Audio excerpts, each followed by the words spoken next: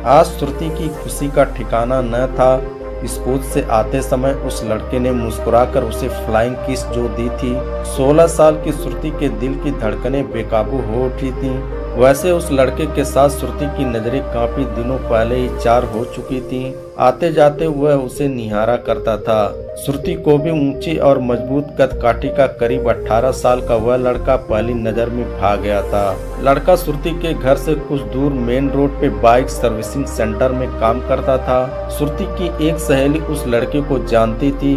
उसकी सहेली ने बताया था कि जतिन नाम का एक लड़का अपने घर का इकलौता बेटा है और 12वीं तक पढ़ाई करने के बाद कुछ घरेलू परेशानियों के कारण काम करने लग गया है। घर में सब होने के बावजूद श्रुति बार बार बरामदे में आकर खड़ी हो जाती ताकि उस लड़के को एक नजर फिर से देख सके। श्रुति के दिल की ये हालत करीब 2 महीने से थी, पर आज इस प्रेम की गाड़ी को रफ्तार मिली जब उस लड़के ने उससे साफ तौर पे अपनी चाहत जाहिर की।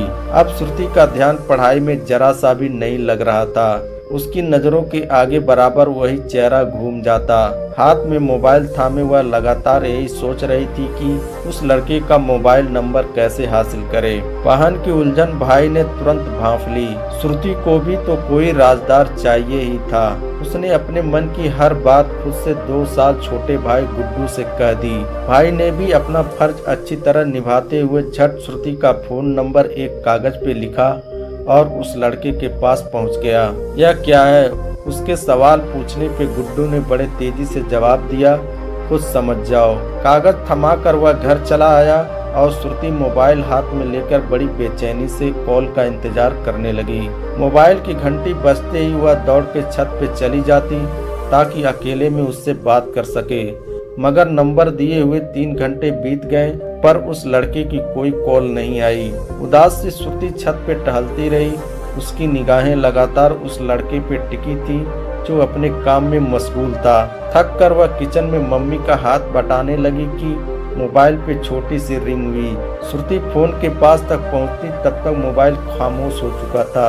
गुस्से में वह फोन पटकने ही वाली थी कि फिर उसी नंबर से कॉल आई। पक्का वही होगा सोचती हुई कूदती हुई छत पे पहुंच गई। अपनी बढ़ी हुई धड़कनों पे काबू करते हुए उसने हेलो कहा तो उधर से आवाज आई, आई लव यू। यह सुनकर उसका चेहरा एकदम से खिल उठा। मैं भी आपको बहुत पसंद करती हूँ, मुझे यह हाइट बहुत अच्छी लगती है, श्रुति ने चहक कर कहा। बस हाइट और कुछ नहीं, कहकर जतिन हंसने लगा।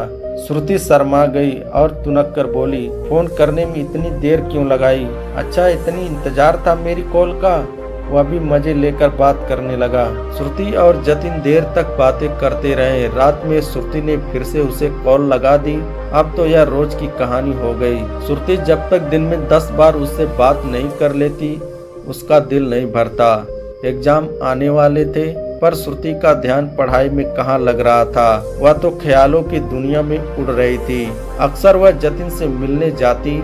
जतिन श्रुति को चॉकलेट और श्रृंगार का सामान लाकर देता तो वह फूली नहीं समाती। उससे बातें करते समय सब कुछ भूल जाती, ठीक उसी प्रकार जैसे बचपन में अपने खिलौनों से खेलते हुए दुनिया भूल जाती थी। उस लड़के का प्यार एक तरह से श्रुति के लिए खिलौने जैसा लुभावना था जिसे वह दुनिया से छिपा कर रखना चाहती थी। उसे डर था कि कहीं किसी को पता लग गया तो वह प्यार उससे छीन लिया जाएगा। पापा से वह खास तौर पे डरती थी। पापा ने एक बार गुस्से में उसका सबसे पहला खिलौना तोड़ दिया था। तब से वह उनसे खौफजदा रहने लगी थी। अपनी जिंदगी में जतिन की मौजूदगी की भनक तक नहीं लगने देना चाहती थी। और फिर वही हुआ जिसका डर था। उसका 9वीं कक्षा का फाइनल रिजल्ट अच्छा नहीं आया। पापा ने रिजल्ट देखा तो बौखला गए। चिल्लाकर बोले, बंद करो इसकी पढ़ाई लिखाई, बहुत पढ़ लिया इसने, अब शादी कर देंगे। श्रुति सहम गई, कहीं यह खिलौना भी पापा छीन न लें। यह सोचकर रोने लगी। अब वह 10वीं कक्षा में आ गई थी। फाइनल एग्जाम में किसी तरह उसे अच्छे नंबर लाने थे। वह मन लगाकर पढ़ने लगी ताकि एग्जाम तक उसकी परफॉर्मेंस सुधर जाए। इधर जतिन भी दूसरी जॉब करने लगा था। अब तो श्रुति को हर समय नजर नहीं आ सकता था। वह कभी कभार ही मिलने आ पाता। एग्जाम में वह अच्छे नंबर लेकर पास हो गई। समय धीरे धीरे बीतता गया और अब श्रुति उस लड़के से बातचीत भी बंद कर चुकी थी। देखते देखते वह 12वीं की परीक्षा अच्छे नंबरों से पास कर गई। अच्छे अंकों से पास करने से उसे अच्छे कॉलेज में दाखिला भी मिल गया। कॉलेज के पहले दिन वह बहुत अच्छे से तैयार हुई।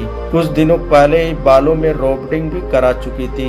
जीन्स और टी शर्ट के साथ डेनिम की जैकेट और खुले बालों में काफी स्मार्ट लग रही थी। उसने खुद को मिरर में निहारा और इतराती हुई सहेली के साथ निकल पड़ी। कॉलेज गेट के पास अचानक वह सामने से आते एक लड़के से टकरा गई। सॉरी कहते हुए उस लड़के ने श्रुति के हाथ से गिरा हैंडबैग उससे थमाया और एकटक उसे निहारने लगा। श्रुति का दिल तेजी से धड़कने लगा।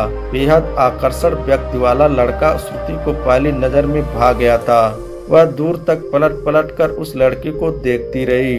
कॉलेज में पूरे दिन श्रुति की नजरें उस लड़के को ढूंढती रही। लंच में वह कैंटीन में दिखा तो श्रुति मुस्कुरा उठी। वह लड़का भी हेलो कहता हुआ उसके पास आ गया। दोनों ने देर तक बातें की और एक दूसरे का फोन नंबर भी ले लिया।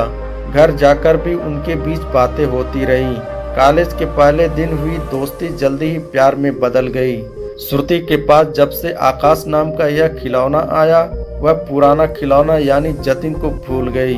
अब कभी जतिन उसे फोन करके बात करने की कोशिश भी करता तो वह उसे इग्नोर कर देती, क्योंकि वह अपना सारा समय अब अपने बिल्कुल नए और आकर्षक खिलौने यानी आकाश के साथ जो बिताना चाहती थी। दोस्तों, आपको यह कहानी कैसी लगी कमेंट बॉक्स में जरूर लिखना। दोस्तों, अगर आप चैनल पर नए हैं तो चैनल को सब्सक्राइब करें, वीडियो को लाइक करें, अपने दोस्तों में शेयर कर दें।